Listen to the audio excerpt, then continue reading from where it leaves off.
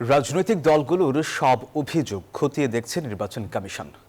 সুষ্ঠু নির্বাচন অনুষ্ঠান ছাড়া অন্য কোনো চাপ নেই, এমনটাই জানিয়েছেন নির্বাচন কমিশনার আনোয়ারুল ইসলাম। সরকার আর পোস্টাল ব্যালটে কারচুপির কোনো সুযোগ নেই জানিয়ে কমিশনার আবুল ফজল সানাউল্লাহ জানান, নির্বাচন বিরোধী কোনো গোষ্ঠী সামাজিক মাধ্যমে অপপ্রচার চালাচ্ছে। যুক্তি, পাল্টা যুক্তি ও তথ্য প্রমাণ দাখিলের মধ্য দিয়ে শেষ হয়েছে নির্বাচন কমিশনে আপিলের লড়াই। কাল মনোনয়ন প্রত্যাহারের শেষ দিন, এরপরই শুরু হবে প্রতীক বরাদ্দ ও প্রচারণার মহোৎসব। শ্বাসরুদ্ধ 9 দিন, একে একে নিষ্পত্তি হলো শত শত আপিল। বিশেষ করে যাদের প্রার্থিতা দ্বৈত নাগরিকত্বের কারণে আটকে ছিল, তাদের বিষয়টি এবারের শুনানির কেন্দ্রবিন্দু।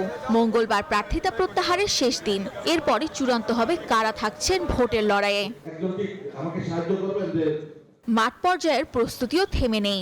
সোমবার নির্বাচন কমিশনের সংসদ নির্বাচন ও গণভোটের ভোট গণনা নিয়ে 300 জন প্রিজাইডিং অফিসারের প্রশিক্ষণ অনুষ্ঠিত হয়। সব মশার বিরুদ্ধে সুরক্ষা দিতে এলো বসুন্ধরা এক্সট্রিম অ্যারোসল, মশার বিরুদ্ধে এক্সট্রিম সুরক্ষা। এ সময় নির্বাচন commissioner brigadier general Abul Fazal Mohammad Sanaullah জানান, পোস্টাল ব্যালটে কারচুপির সুযোগ নেই। সোশ্যাল মিডিয়ার কার উদ্দেশ্য কি আমরা জানি না, পেছন থেকে কে কাজ করছে তাও জানি না, তারা কি নির্বাচন চায় না তাও আমরা জানি না। সুনির্দিষ্ট কিন্তু দেখবেন কোনো অভিযোগ নেই।